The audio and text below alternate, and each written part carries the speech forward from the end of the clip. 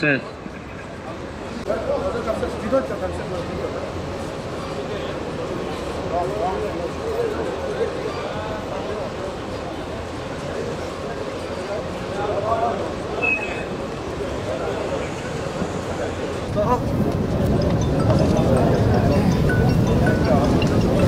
Türkiye'de çalışma koşulları gün geçtikçe zorlaşıyor.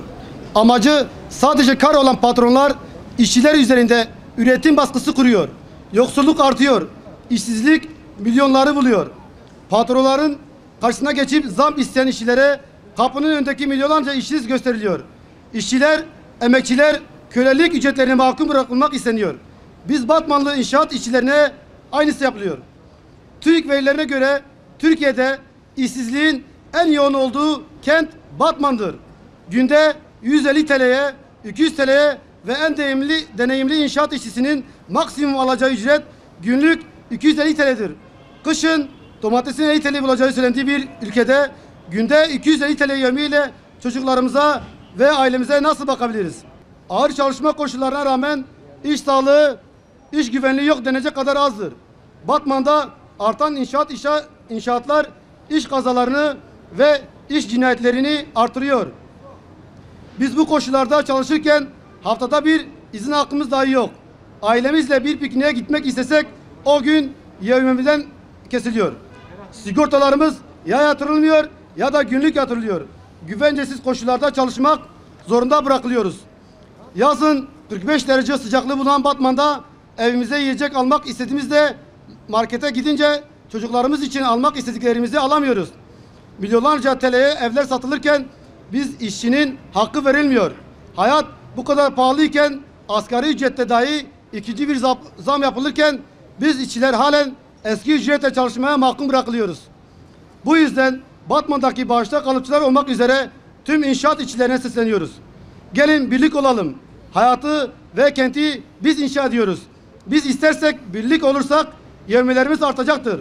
Kölelik ücretine çalışmayı kesinlikle reddediyoruz. Batı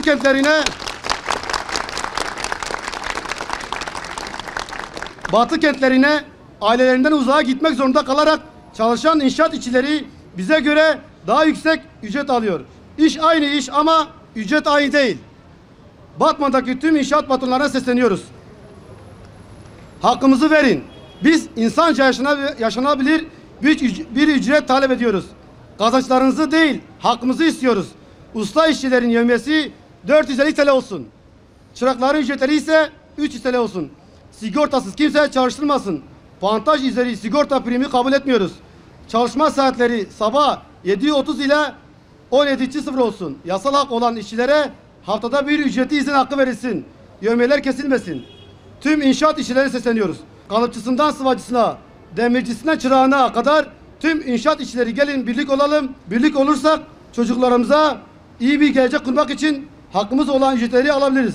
Şu anda temel haklarımızı istiyoruz. Bizim haklarımız gasp edilmektedir. Hem geçim olarak hem de diğer haklarımız olarak biz şu anda mağdur oluyoruz. Yani bugünkü asgari ücret şartlarında çok ağır ve tehlikeli işlerde çalışıyoruz. Normalde bizim standartlarımızdan daha hafif işlerde çalışanlar bile mesela yıpranma payı alıyor.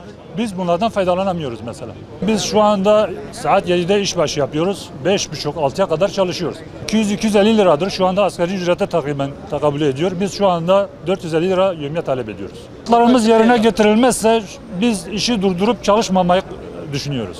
Kalıpçıyız. 20 yıla yakında bu işi yapıyoruz. Yani şimdiye kadar inşaat sektöründe en çok ezilen, en çok yıpranan biz kalıpçılar olduk. Bir de en çok inşaatlarda düşüp ölen de biz kalıpçılarız. Kalıpçı arkadaşlarımız yani. Özellikle biz burada kelle koltukta çalışıyoruz. Bedava çalışıyoruz. Kölelik sistemine bir dur diyoruz. Taşeronlar, müteahhitler kazanırken biz kaybediyoruz. Biz de haklarımızı almak için arkadaşlarla buraya toplandık. Bu mücadeleyi veriyoruz. Yani biz de 450 diyoruz. Kesinlikle 450'den aşağı bir kuruşla çalışmıyoruz. Haklarımız verilmediği takdirde biz iş bırakma eylemine giriyoruz.